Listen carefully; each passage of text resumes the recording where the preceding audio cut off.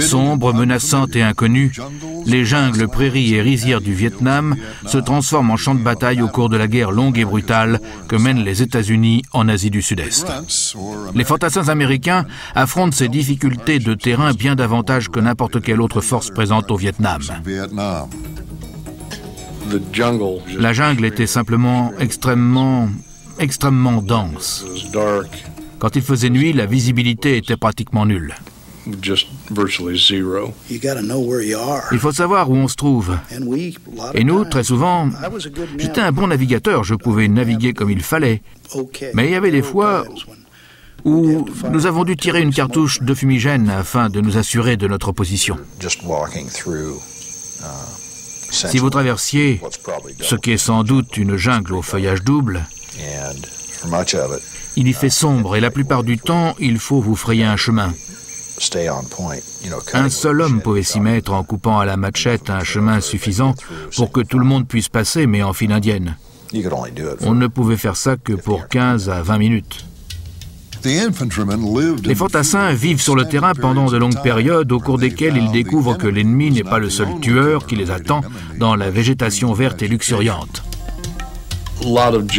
La jungle était très vivante, avec de nombreux bruits d'animaux qui vous mettaient très mal à l'aise.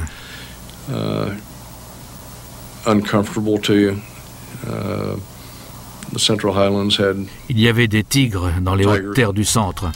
C'était très démoralisant de perdre quelqu'un à cause de quelque chose comme ça.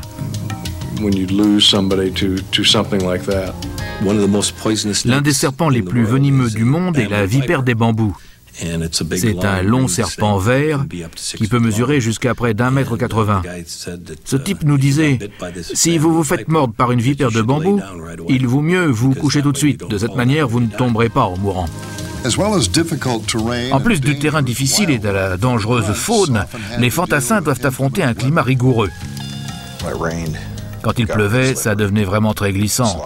On glissait et on tombait. Il y avait beaucoup d'eau au Vietnam, beaucoup de ruisseaux et autres. Nous devions les traverser tout le temps et nous nous retrouvions dans l'eau jusqu'à la poitrine. Dès que nous sortions de l'eau, il fallait pratiquement se déshabiller et se débarrasser des sangsues. Nous avions 2 saisons, une saison humide et une saison sèche. Pendant la saison humide, on est trempé en permanence. C'est plus ou moins de la pluie sans interruption. Le Vietnam était affecté par 2 moussons, l'une qui venait de l'Inde et ensuite il y avait une autre saison qui subissait l'influence du Pacifique.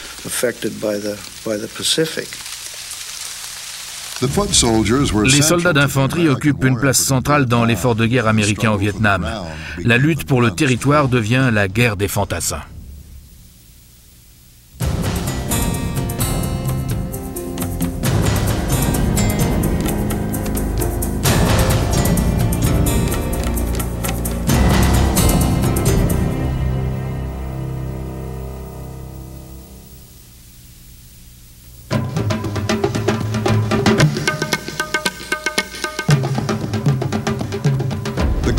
L'unité au sol est l'unité de manœuvre fondamentale au Vietnam.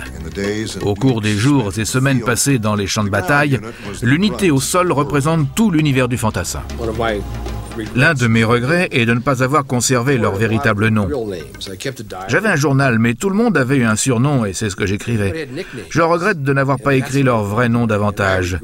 Guitarman, le guitariste, Preacher, le prédicateur, Alabama, qui venait d'Alabama, évidemment. Cherry, cerise, qui est devenu un de mes bons amis. Shotgun, le fusil. Cocoa, Bambi, Yoshi, toute une série de noms excellents, mais malheureusement, je n'ai pas consigné leur vrai nom. J'aurais dû le faire.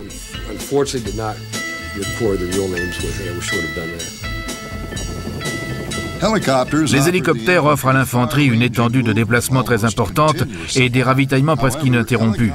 Cependant, les hélicoptères ne sont pas toujours disponibles pour les forces au sol. Aussi, les fantassins portent littéralement l'effort de guerre américain sur leur dos. Vous devez porter 500 cartouches, votre fusil, 2 mines antipersonnelles, Claymore, 4 livres de plastique, 4 grenades, et vous devez aussi porter votre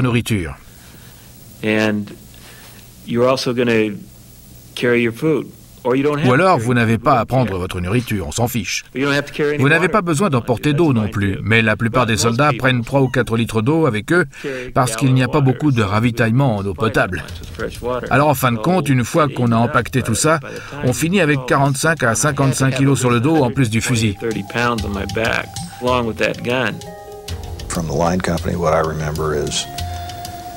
Ce dont je me souviens de mon temps dans la compagnie, c'est d'être fatigué tout le temps. Tellement fatigué que j'avais l'impression que je ne pourrais pas faire un pas de plus. Chaque pas semblait être comme ça. Et puis la nuit, pour essayer de dormir, vous divisez les tours de garde en fonction du nombre de soldats dans l'escadre. Si vous avez de la chance et qu'il y en a 6 voire 7, alors vous pouvez dormir pendant 6 heures d'affilée ou 5 heures d'affilée. Mais si vous n'êtes que 4, eh bien, vous vous levez 2 fois pendant la nuit pour monter la garde pendant environ 1 heure. Cela dépend un peu d'où vous vous trouvez et de ce que vous faites, mais si vous êtes sur le terrain et que vous êtes alors dans des tranchées de 2 hommes, alors là, vous êtes éveillé plus ou moins toutes les 2 heures pendant la nuit. Je me souviens avoir eu l'impression que quoi que je fasse, que ce soit marcher ou creuser les tranchées ou autre chose, j'étais simplement au bout de mes forces. C'est une existence difficile. J'étais tellement fatigué que tout ce à quoi je pensais, c'était à ma responsabilité envers mon escadre et tuer l'ennemi.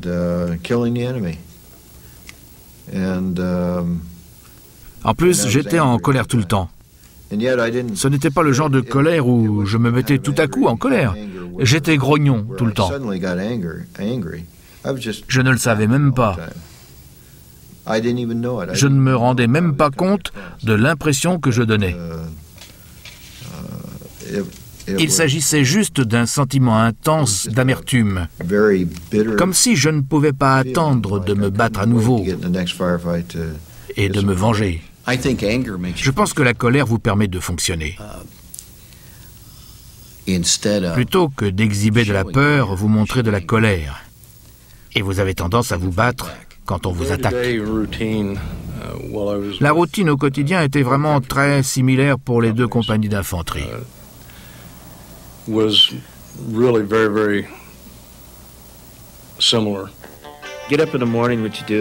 vous levez le matin, vous mangez des rations, ou ce que vous voulez manger, mais c'était surtout ça, des rations.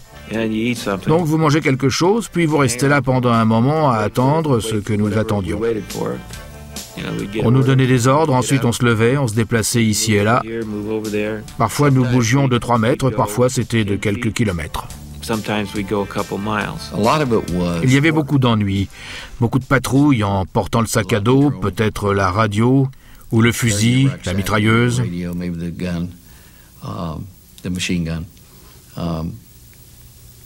Beaucoup de travail difficile, de la sueur et occasionnellement quelque chose se passait.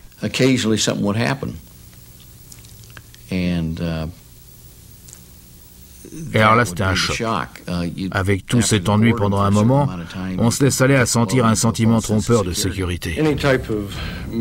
Toute mission, quelle qu'elle soit, toutes les missions avaient le potentiel de se transformer en mission de combat. Que ce soit nous, l'attaquant au cours d'une embuscade, que nous aurions monté ou que nous soyons victimes de l'embuscade. Très souvent, c'était nos hommes qui se faisaient surprendre et c'était habituellement dans des embuscades en L. Et souvent, un ou 2 Viet Cong surgissent de la forêt et vident leur chargeur d'un bout à l'autre de la file, juste comme ça, tuant 3 ou 4 personnes et blessant le reste. Ça arrivait tout le temps, vous êtes en position de faiblesse et à ce moment-là, quand on vous surprend et que vous n'êtes pas prêt, c'est là qu'ils attaquaient. Une fois que le combat est engagé, que vous savez ce que vous faites, quand vous avez un petit peu d'expérience, vous ne vous arrêtez pas pour y penser. Vous êtes pratiquement en mode automatique, ou en cas où vous devriez l'être. Vous savez ce que vous avez à faire et c'est comme ça que vous fonctionnez. Si vous devez vous arrêter pour réfléchir, c'est comme de l'autodéfense. Si vous devez vous arrêter pour penser à ce que vous devriez faire, c'est sans doute trop tard. Alors il faut que vous réagissiez et que vous répondiez en fonction de votre entraînement. Nous avions un nouveau lieutenant qui venait d'arriver au Vietnam. Nous avions creusé nos tranchées et nous étions installés pour la nuit. Nous allions rester là pendant 2 ou 3 jours, Et nous, on nous a envoyés en exploration. Il a donné l'ordre d'alerter les batteries et leur a fourni de mauvaises coordonnées. Enfin, il y a eu des trucs qui explosent juste au-dessus de ma tête, des morceaux de métal atteignent l'abri enterré que nous avions creusé et s'incrustent dans les sacs de sable. Tout le monde devenait fou en pleine nuit. On se tenait prêt et rien ne se passe. Et le lieutenant dit que personne ne tire avant qu'il ne fasse sauter les mines antipersonnelles. J'avais pas mal peur à ce moment-là, mais nous ne nous attendions vraiment à rien. Mais aux alentours de minuit, 1h, on aurait dit 2 ou 3 torches en face de nous à environ 120 ou 150 mètres. Et puis tout à coup, cette explosion a eu lieu. C'était tellement bruyant que je n'entendais plus rien. Ensuite, il y a eu des feuilles, de la poussière et de la terre qui volaient partout.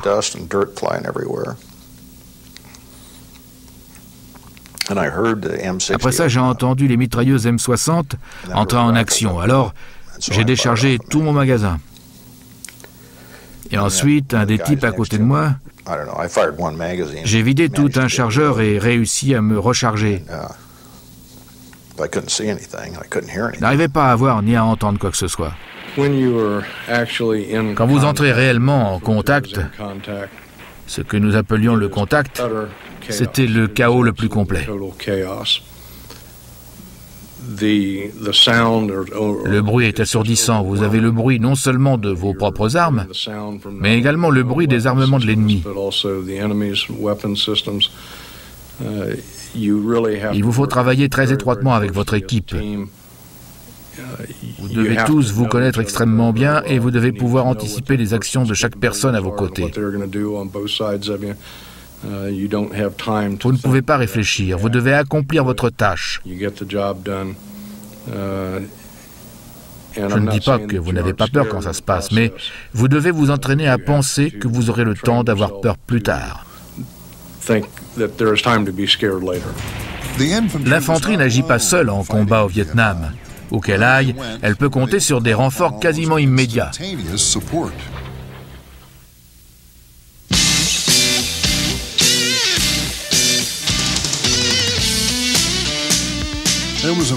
Il existe une variété de soutiens disponibles à l'infanterie au Vietnam. L'artillerie et les mortiers fournissent la majeure partie de la puissance de tir dont dépendent la plupart des unités. Certaines des unités d'infanterie transportent leur propre appui de tir sous la forme de mortiers de calibre de 81 mm. Je crois que peut-être l'une des raisons pour lesquelles je suis en train de participer à cet entretien et qui a permis à beaucoup de mes hommes de s'en sortir, c'est le fait que nous disposions d'un mortier et que nous nous en sommes servis. Il y avait une période pendant laquelle nous avons effectué plusieurs patrouilles différentes pour lesquelles nous portions sur le dos des mortiers de 81 mm.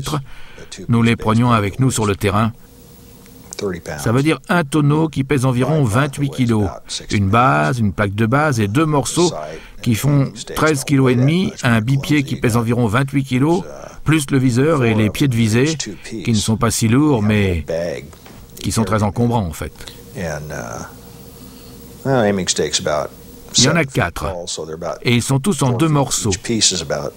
Et vous avez un sac dans lequel les transporter. Chaque pied mesure environ 2 mètres. Donc, chaque morceau fait environ 1 mètre de long, alors vous les empaquetez. Le chef d'escadre prend les pieux de visée et le viseur dans un étui. Le reste du groupe rassemble le reste, les porteurs de munitions transportent les divers composants du canon. Chaque membre de la compagnie transportait 3 obus, et ils vous détestent tous pour ça. Mais les mortiers sont quasiment les seules armes que l'on puisse utiliser en soutien des troupes dans la jungle, car elles produisent des tirs indirects. Les mortiers ne sont pas sollicités seulement pour tirer sur l'ennemi. Des charges spéciales peuvent servir à surmonter l'obscurité qui confronte souvent les fantassins. Quand quelqu'un demandait une illumination au-dessus de leur position, les mortiers étaient les plus rapides à mettre en place. Lorsque la fusée redescend, le vent est toujours en mouvement, la faisant osciller de droite ou gauche sous le parachute. Et ce qui se passe, c'est que cela donne l'impression que tout ce qui est devant vous est en mouvement. Les ombres, cela fait bouger toutes les ombres de ce côté-là. Si vous regardez les buissons, les arbres, les rochers et le reste, on dirait que tout ce qui se trouve devant vous est en train de bouger. Néanmoins, la fusée vous donne une lumière très vive, entre blanc et bleu, qui vous permet d'y voir quelque chose. En plus des mortiers, l'infanterie bénéficie du soutien de l'artillerie. Avec une portée plus grande et des projectiles plus gros, leurs tirs sont meurtriers. Je me souviens avoir un jour traversé la jungle et c'était vraiment assez amusant. Nous traversons la jungle et l'artillerie, les 105, sont en train de tirer juste devant nous. Leurs projectiles atterrissent en fait, je sais pas moi, à 300 mètres de nous. Et du coup, partout où nous passons, la voie a déjà été dégagée.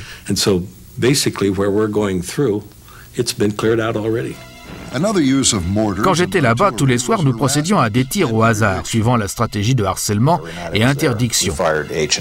Il s'agissait de choisir un certain nombre d'itinéraires différents, en général des itinéraires potentiels d'entrée et de sortie de mouvements ennemis.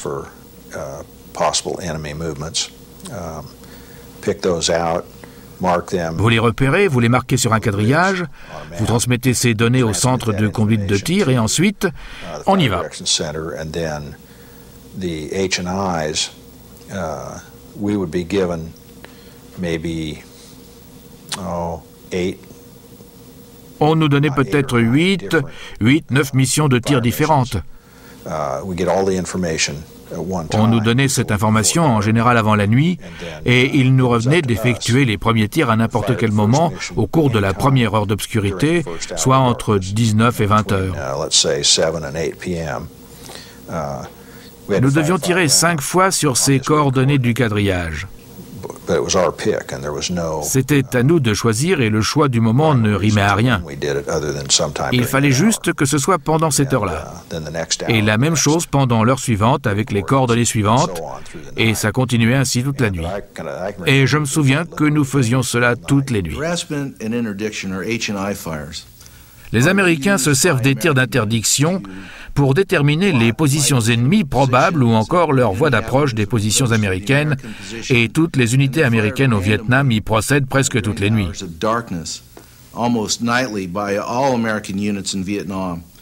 Ces tirs servent à créer la confusion pour l'ennemi, à limiter la capacité de l'ennemi à profiter de la nuit pour attaquer les positions américaines.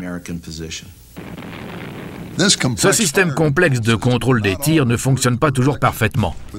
Avec un tel déchaînement de puissance, des accidents se produiront tôt ou tard. Je me souviens parfois m'être trouvé sur le terrain. Il y avait des unités sur ce terrain dont nous ne savions pas qu'elles étaient sur le terrain. On avait reporté des mouvements de troupes et il s'agissait de mouvements de troupes américaines. Il y a eu des incidents lorsque des hommes avaient appelé des tirs d'artillerie sur des unités américaines parce qu'ils ne savaient pas qu'il y avait des unités à cet endroit-là. Encore plus important et certainement plus spectaculaire est le soutien fourni par les hélicoptères armés et le soutien aérien rapproché. Les hélicoptères de combat sont souvent les premiers à répondre à l'appel. Cependant, il n'y a rien de plus impressionnant pour les soldats au sol que l'arrivée à leur secours des chasseurs-bombardiers. Oui, tu les entends arriver. C'est un bruit strident, très fort. Nous en avons vu beaucoup d'assez près. En fait, à une distance de, je pense, 1 ou 2 kilomètres. Ils arrivent et ils larguent ces bombes, des trucs de 100 à 230 kilos. Et tu entends ce bruit très perçant, un son furieux. Et alors, ils larguent ces bombes et remontent, et ensuite, le bruit devient comme doux. Et puis, cette bombe explose. Et elles sont réellement incroyablement bruyantes. Les films et autres ne rendent pas justice au genre de bruit que font ces choses-là. J'avais l'impression que ces attaques aériennes étaient assez efficaces. Si vous aviez effectivement une cible, regardez bien, parce qu'il n'en restera pas grand-chose. Les tirs d'appui ne sont pas toujours disponibles pour l'infanterie. Dans ce cas-là, l'unité en difficulté doit faire appel à d'autres unités américaines pour venir à son aide.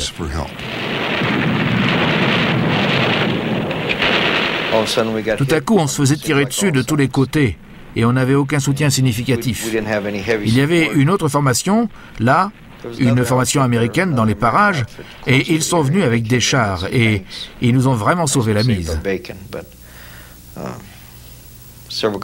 Il y a eu des blessés dans la compagnie dans laquelle je me trouvais, mais heureusement, personne n'a été tué. Au Vietnam, les chars et les véhicules blindés apportent un soutien inestimable et étonnamment efficace aux unités d'infanterie.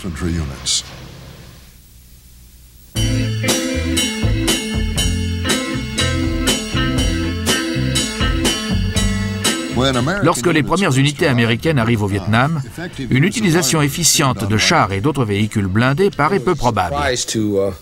Je crois que beaucoup de gens ont été surpris de constater que certains types de blindage pouvaient opérer aussi bien au Vietnam. Et puisqu'il avait été démontré que la moitié du pays était appropriée pour une guerre de blindés, je ne dis pas que la moitié du pays pouvait accueillir des chars M48, des monstres de 52 tonnes, mais des véhicules blindés plus légers, les ACAV, véhicules d'assaut de cavalerie blindée, et le char Sheridan, plus léger, à 17 tonnes, qui était également un type de véhicule d'assaut dont les chenilles peuvent aller presque partout. Si un buffle peut le traverser, un ACAV peut y aller lui aussi. Il y avait certains endroits qui étaient tellement denses que vous ne pouviez littéralement pas voir au-delà des côtés de votre véhicule ou plus loin que vos chenilles. Ce n'était pas bon pour nous, mais nous pouvions y manœuvrer, ou plutôt nous y déplacer. Mais nous ne pouvions vraiment pas manœuvrer, non. C'était vrai pour nous dans les endroits moins boisés, où les arbres avaient un diamètre de 5 à 6 cm, parce que nous pouvions assez facilement les abattre et y manœuvrer en formation de combat plus facilement qu'une personne n'aurait pu y courir. Bien entendu, nous allions plus vite. L'un des secrets de la mobilité des unités blindées sur terrain entrecoupées de ruisseaux et de canaux est le véhicule blindé poseur de pont ou AVLB. L'AVLB est un véhicule blindé avec un pont-ciseau avec un empan de 18 mètres attaché à l'avant.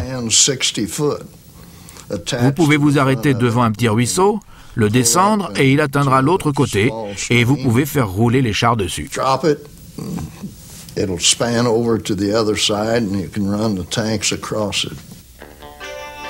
Les blindés servent presque exclusivement à soutenir les opérations de l'infanterie. Il s'agit d'une puissante combinaison. Les véhicules fournissent une puissance de tir impressionnante qui dissuade les attaques ennemies contre les points cruciaux et les convois. Ils nous mélangeaient dans le convoi et tant que nous étions dans le convoi, les Viet Cong nous laissaient tranquilles. Les forces américaines trouvent l'éminent char M48 très bien adapté au Vietnam et décident de l'utiliser, le préférant au M60 plus récent. Ils nous ont proposé des chars M60 pour aller là-bas, mais à cause des suspensions et du canon, ils ont choisi de garder le M48 A3 parce qu'il avait le canon de 90 mm.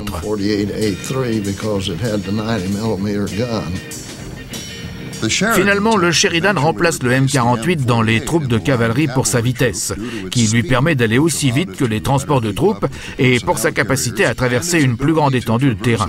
Néanmoins, le Sheridan a ses propres inconvénients. Le Sheridan est un char blindé amphibie léger qui peut être parachuté. Il pèse environ 17 tonnes.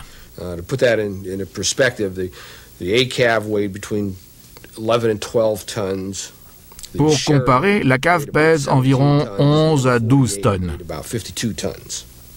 Le Sheridan était conçu avec un blindage fait en majorité d'aluminium.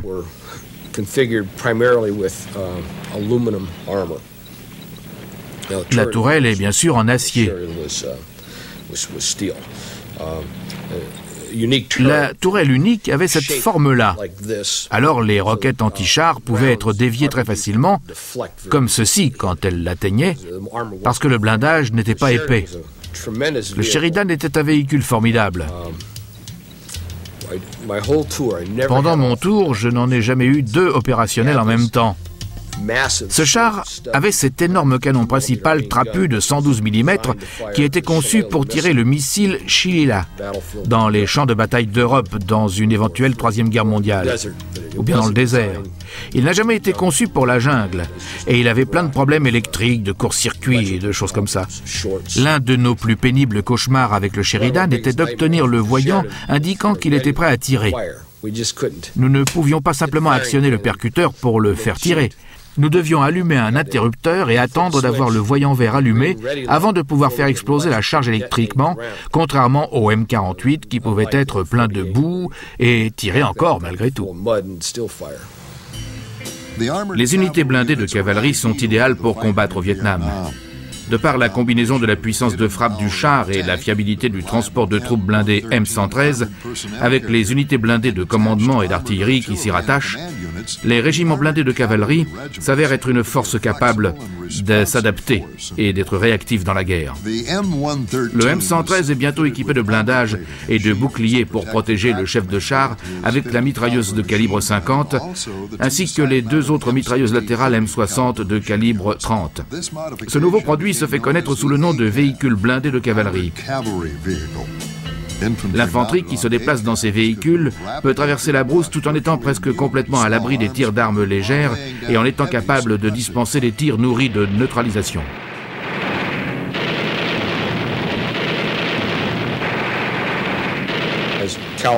En tant que cavalerie, notre mission était très similaire à celle de la cavalerie américaine au XIXe siècle dans l'ouest du pays. Notre mission était quasiment la même. Nous avions un vaste territoire à couvrir. Nous devions y arriver rapidement. Les véhicules blindés étaient nos chevaux. L'escadre de cavalerie blindée était cet ensemble extrêmement compétent formé de l'infanterie conduisant des transports de troupes, des chars, des véhicules blindés de commandement et d'appui de tir. L'escadre a ainsi la capacité de se déplacer rapidement d'un point à un autre, avec tout cet ensemble lui permettant de s'engager dans les opérations de combat. Cependant, tout cet appui armé n'est efficace que lors de confrontations avec l'ennemi, et l'ennemi se sert avec efficacité du terrain vietnamien pour se dissimuler aux forces américaines.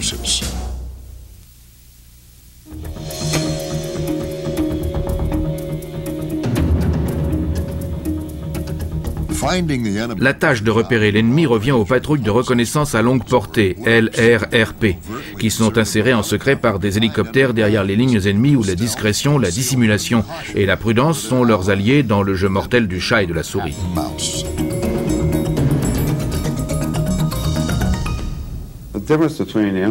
La différence entre l'infanterie pure et simple et la reconnaissance, c'est que pour la dernière, votre mission consiste à aller traquer d'autres hommes.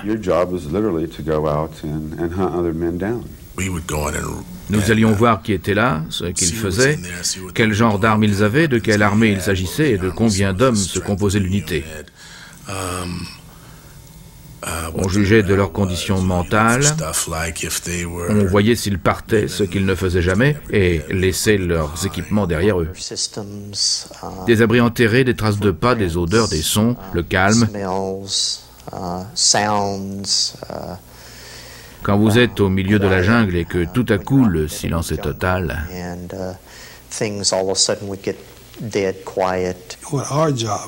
notre travail consistait, quand nous repérions l'ennemi, à communiquer l'information et il faisait venir des soldats pour combattre l'ennemi.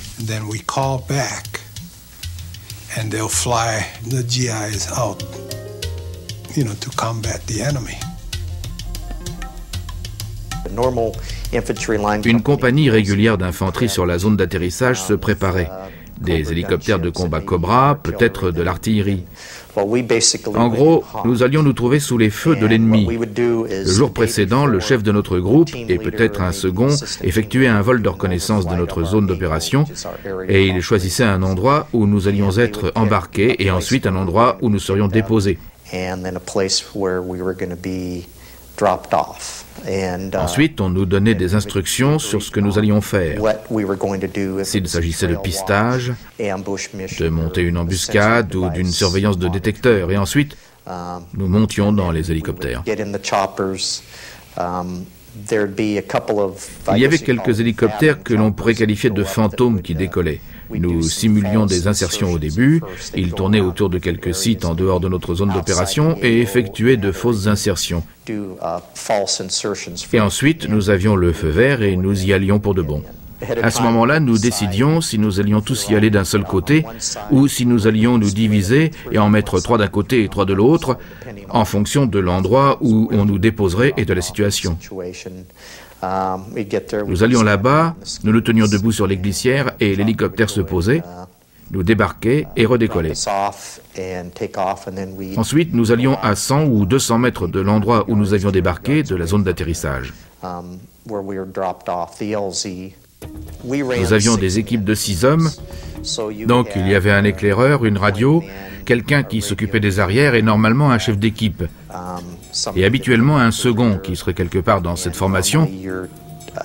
Et puis les 2 autres hommes seraient sur le côté ou sur chacun des flancs, droit et gauche.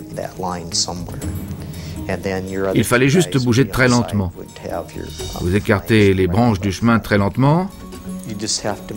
Vous mettez un pied en avant très lentement, puis le deuxième, et en même temps, vous essayez de surveiller l'avant pour vous assurer que vous n'allez pas tout à coup vous retrouver dans une grande clairière où pourrait se trouver l'armée nord-vietnamienne ou autre. Normalement, je portais des gants d'aviateur parce que si vous passiez à travers des bambous ou même de l'herbe à éléphant, vous alliez vous couper beaucoup les mains et dans cette atmosphère tropicale, les coupures pouvaient s'infecter. Alors, la plupart du temps, je portais des gants d'aviateur pour que mes mains ne soient pas infectées. À cette époque, la plupart des forces armées sur place n'avaient pas de camouflage. Certains des marines en avaient. Nous étions donc les seules unités qui en disposaient. Nous avions des treillis de camouflage, des treillis tigrés, et de temps à autre, nous portions des pyjamas noirs pour aller en éclaireur. Je crois que j'ai fait ça 2 fois. Normalement, nous transportions ce qu'on appelait des rations de patrouille de reconnaissance à longue portée qui étaient lyophilisées, par exemple du poulet avec du riz. Et il y en avait une qu'ils appelaient chili con carne, mais nous la surnommions haricot bal parce que les haricots restaient toujours durs, ils étaient comme des cacahuètes et de l'eau, beaucoup d'eau. La seule chose que nous prenions dans les rations ordinaires était peut-être les fruits en boîte de conserve. Nous essayions d'éviter les boîtes de conserve parce qu'elles faisaient des bruits de métal en se cognant. Chaque patrouille de reconnaissance à longue portée dispose d'un éclaireur qui se sert de ses yeux, ses oreilles et ses instincts pour déchiffrer le terrain pour le reste du groupe. Il marchait pendant les missions en suivant des sentiers ou à travers la jungle, et moi je devais surveiller l'avant, repérer les pièges et bien sûr les soldats ennemis, l'armée nord-vietnamienne, et en gros dégager la voie pour que les autres membres de l'équipe puissent passer.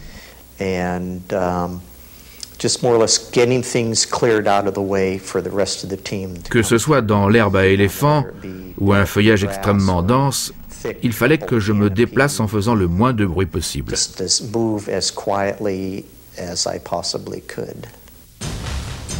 Les patrouilles de reconnaissance à longue portée ont un autre rôle, celui de collecter de l'intelligence pour l'état-major américain. L'intelligence pouvait nous dire s'il y avait d'importants mouvements de troupes sur une piste rapide et il décidait à partir de ça si nous allions préparer une embuscade. Nous marchions en rang de 12, nous installions des mines antipersonnelles dont nous faisions des guirlandes.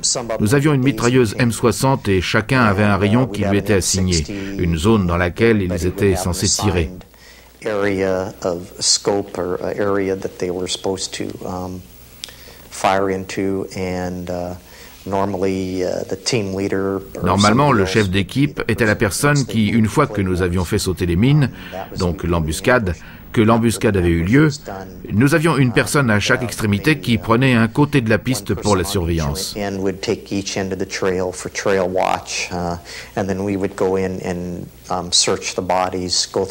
Ensuite, nous allions dans la zone pour fouiller les corps, fouiller les vêtements, récupérer des cartes ou toute information qui nous permettrait de définir la position des mouvements de troupes, de savoir de quel genre de soldats il s'agissait, bien sûr. Nous récupérions les armes, bien entendu. Ensuite, nous appelions notre contact et il venait nous chercher, avec de la chance, par hélicoptère. La surveillance de piste était tout ce que nous étions censés faire. C'était le même type d'intelligence. Il y a des renseignements selon lesquels il y a d'importants mouvements de troupes sur cette piste.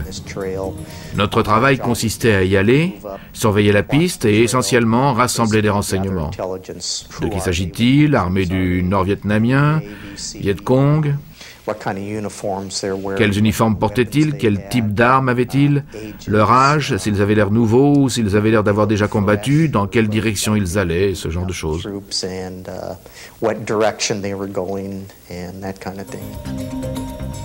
Aussi dangereuses que soient les missions des patrouilles de reconnaissance à longue portée, les opérations spéciales prennent la relève là où les premières s'arrêtent.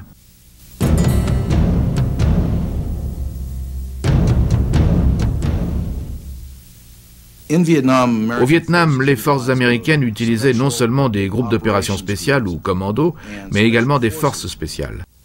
Bien souvent, le rôle et la fonction de ces deux groupes différents prêtaient à confusion. Les forces spéciales sont de petites équipes d'Américains qui sont envoyés pour travailler avec les indigènes ou les populations locales, et leur rôle consiste principalement à former et à conseiller ces forces. Tandis que les groupes d'opérations spéciales ont une mission de combat direct. Ils effectuent soit des actions de reconnaissance, soit des patrouilles de combat. Donc, d'une part, vous avez l'entraînement par les forces spéciales, et d'autre part, vous avez les opérations de combat directes par les hommes des opérations spéciales. Les forces spéciales mènent une guerre à distance et dangereuse, souvent sans le soutien que d'autres unités américaines considèrent comme allant de soi. Dans notre situation, le pire était le manque de soutien aérien et de soutien de l'artillerie. En fait, si vous étiez dans un camp isolé, une fois que vous quittiez le camp, vous étiez hors de la portée de vos tirs indirects, vous étiez normalement tout seul. Vous n'aviez pas les ressources dont disposaient habituellement les unités régulières américaines. Enfin, si quelqu'un était blessé, vous demandiez un medevac, mais il n'y avait aucune garantie que vous alliez l'obtenir. Cela dépendait de votre priorité. Du point de vue du haut commandement américain, si l'une de vos patrouilles se trouve en difficulté, il s'agit seulement de 2 Américains. Les autres sont des Sud-Vietnamiens du groupe de défense irrégulière de civils ou CIDG, des mercenaires indigènes. Si une unité américaine importante était en difficulté et que vous étiez en difficulté en même temps, il y a un ordre de priorité. Où envoyait-il l'assistance ? L'armée avait même pensé à rétablir l'utilisation de pigeons voyageurs pendant que j'étais au Vietnam.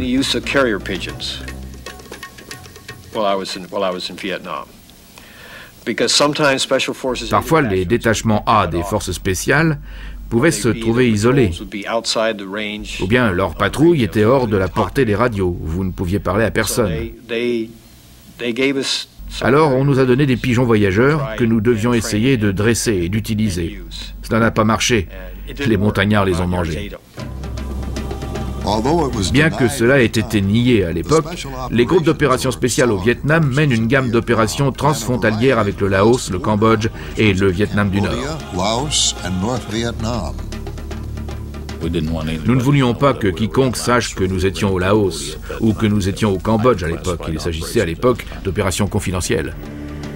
La conduite d'opérations secrètes dans des zones confidentielles requérait des préparations et des précautions particulières.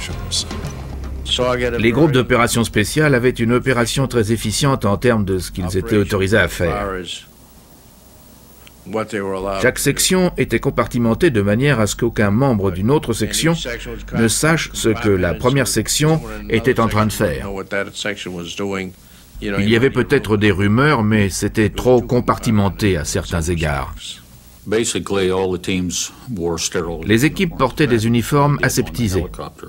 En fait, nous aussi, dans les hélicoptères, les pilotes et moi, nous portions des uniformes sans aucun insigne américain. Pour ma part, je portais un uniforme tigre sans aucun identifiant. Pas de plaque d'identité. C'était pareil pour les équipes. Selon les missions, ils pouvaient porter des pyjamas noirs, comme ceux des Viet Cong, ou bien ils portaient des uniformes nord-vietnamiens ou autre chose encore, ou un mélange de tout ça. Les équipes de reconnaissance comportaient 2 voire 3 Américains. Un chef d'équipe, un opérateur radio et téléphone, un responsable de communication. Pour le reste, il pouvait y avoir des individus issus de 4 à 8 groupes de populations indigènes différentes. Des Cambodgiens, des montagnards, des Chinois Nung, ou dans certains cas, des Vietnamiens. On ne mélangeait jamais les deux.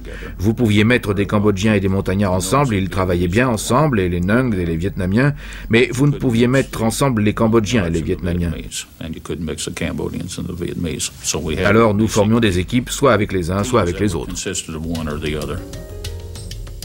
L'une des missions des groupes d'opérations spéciales est de surveiller la piste Ho Chi Minh et d'y interdire la circulation. La piste Ho Chi Minh est une route qui traverse le Laos et le Cambodge pour atteindre le Vietnam du Sud et qui sert au Vietnam du Nord pour acheminer ravitaillement et renforts. La mission principale des forces spéciales est une guerre non conventionnelle. Cela recouvre la guérilla, survie et évasion, sabotage, ce genre de choses, et intègre également les opérations de guerre psychologique.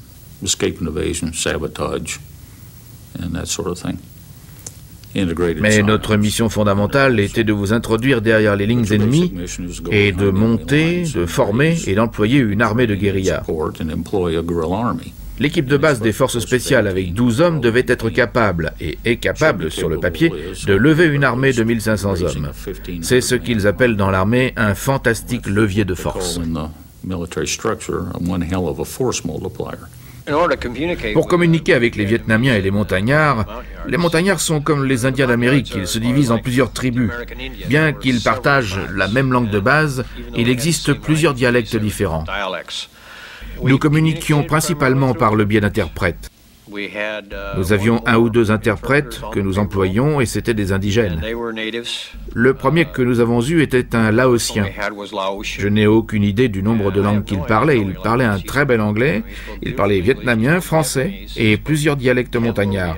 C'était un jeune homme, il devait avoir la vingtaine. Il était fantastique. Certains des Américains avaient appris un peu de vietnamien dans les écoles de langue, alors ils pouvaient communiquer un petit peu.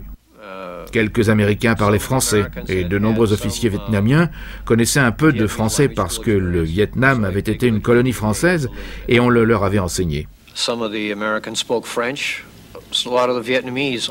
S'ils étaient allés dans une école catholique, ils avaient appris le français comme deuxième langue. C'est ainsi que vous communiquiez par tout un mélange de langues au travers des interprètes en utilisant les mains et les bras.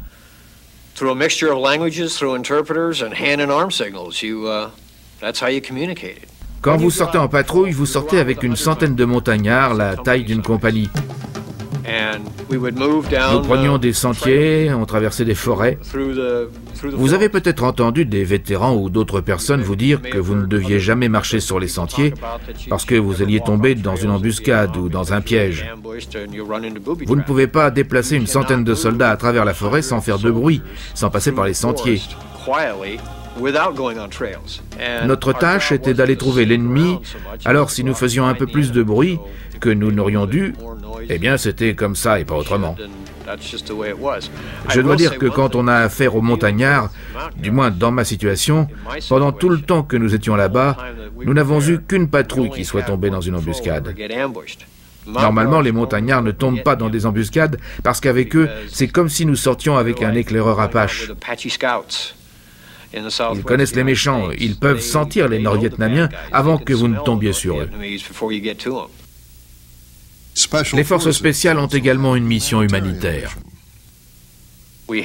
Nous avions l'un des 2 médecins de l'équipe de base qui tenait une permanence médicale quotidienne pour les soldats. Après ça, il descendait habituellement au village, il y faisait la même chose, il s'occupait de tous les villageois qui avaient besoin d'assistance médicale.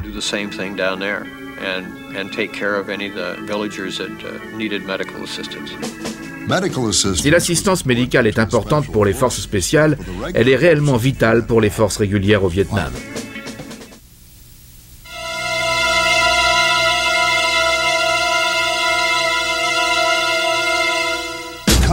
Le médecin de combat surnommé Doc est l'ami de tous dans les situations délicates. Les médecins étaient très estimés sur le terrain parce que les soldats d'infanterie savaient vraiment que dans les moments cruciaux, c'était eux qui seraient notre première ligne de défense face à la mort.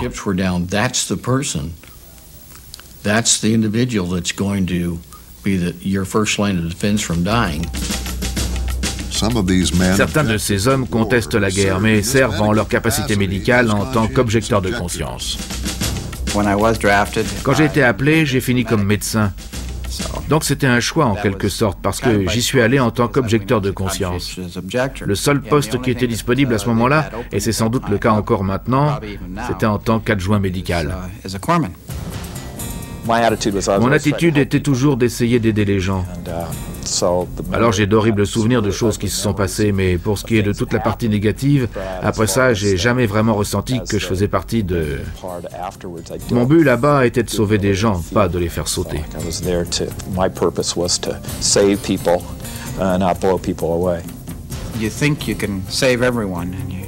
Vous pensez que vous pouvez sauver tout le monde, et vous ne le pouvez pas. Si vous étiez un bon médecin, les gars prenaient soin de vous, sinon leur vie était entre vos mains, alors c'était un peu difficile pour ceux qui ne pouvaient pas assumer le travail.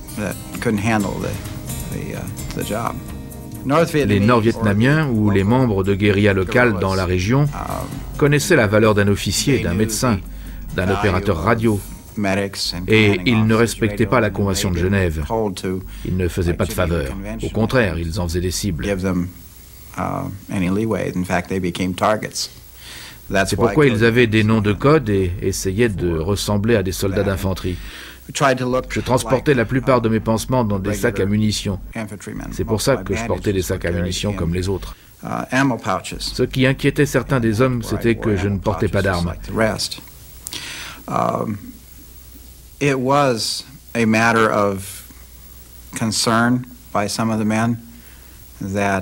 Si jamais j'étais en train de les soigner et que l'ennemi était dans les parages, je ne pouvais pas les défendre. Alors, quoi faire? Je me suis demandé par moments ce que je ferais ou ce que je souhaiterais faire. Cela, heureusement, ne s'est jamais produit.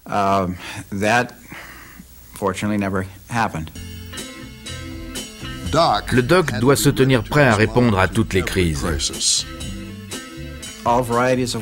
Toutes sortes de blessures, depuis des égratignures, en passant par des blessures légères, à des jambes arrachées, des blessures à la poitrine, toutes sortes de blessures.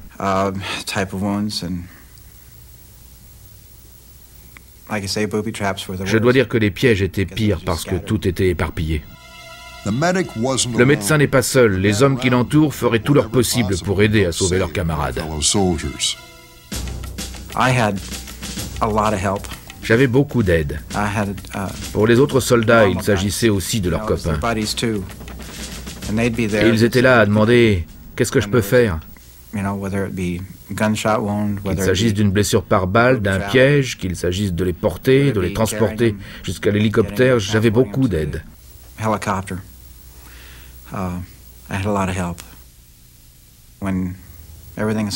tout se calme et que vous devez retourner auprès de tous vos amis de la compagnie, vous savez qu'ils savent exactement ce qui s'est passé. Ils savent que vous connaissez la condition. C'est comme aller voir un membre de la famille pour leur dire qu'ils ne vont pas s'en sortir ou qu'ils vont s'en sortir ou autre chose.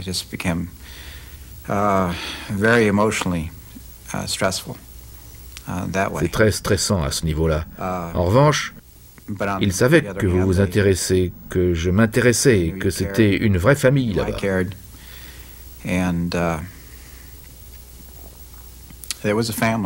Nous prenions soin les uns des autres. Quand on évacue les blessés, le soutien aux médecins au sol est le meilleur système médical jamais mis en action dans l'histoire des conflits armés. Les chirurgiens du bataillon sont souvent sur le terrain avec l'infanterie. Ces médecins peuvent souvent faire la différence entre la vie et la mort pour un soldat dans le feu de la bataille.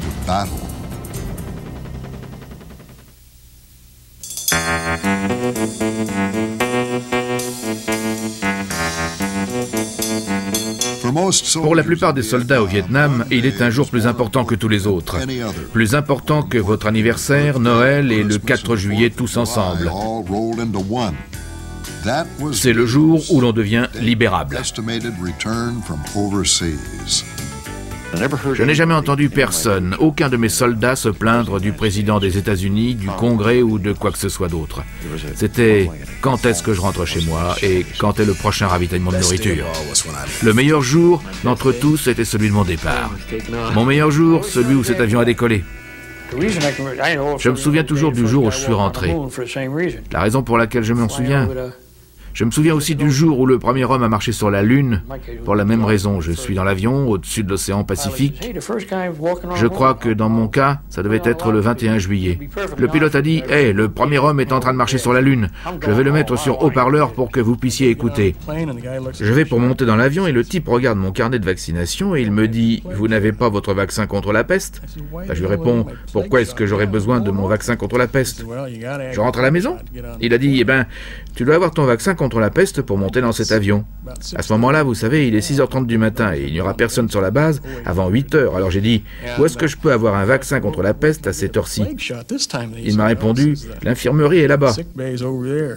Oh mon Dieu, alors je me suis précipité. La base s'étale sur près de 500 mètres. J'espère qu'il y aura une infirmière de nuit ou quelqu'un qui puisse me faire un vaccin. J'entre dans l'infirmerie et c'est mort. Il y a un homme au bureau, là, et je cours vers lui et je lui dis « Écoute, j'ai vachement besoin d'un vaccin contre la peste. » Il me répond « Mais comment ça se fait ?» Eh ben, je lui dis « Ils ne veulent pas me laisser monter dans l'avion pour rentrer chez moi. » Il dit « Je suis pas un adjoint médical. » Et il n'y en aura pas avant 8h, 8h30. Mais il ajoute, j'ai le tampon. Je vais mettre un tampon sur le carnet, mettre mes initiales et ensuite, tu pourras attendre juste là. Il faut que j'aille me chercher du café. J'étais un peu naïf à cette époque. Il me tamponne et me signe mon carnet. Et puis je m'assieds. Je regarde le hall d'un côté puis de l'autre et il n'y a absolument personne. Je regarde mon carnet et la lumière se fait. Comme il était parti, je suis remonté dans l'avion et j'étais le dernier à bord. Je peux vous dire que j'étais heureux d'être dans les airs. Les soldats au Vietnam surnommaient l'avion qui ramenait les hommes aux États-Unis les avions de ligne civile, les oiseaux de la liberté. Quand vous étiez dans le pays, vous pouviez voir ces avions aller et venir de différents endroits. Et ils symbolisaient pour nous, au sol, le fait que nous pouvions surmonter tout cela, que nous pouvions rentrer chez nous après cette expérience et continuer à vivre notre vie.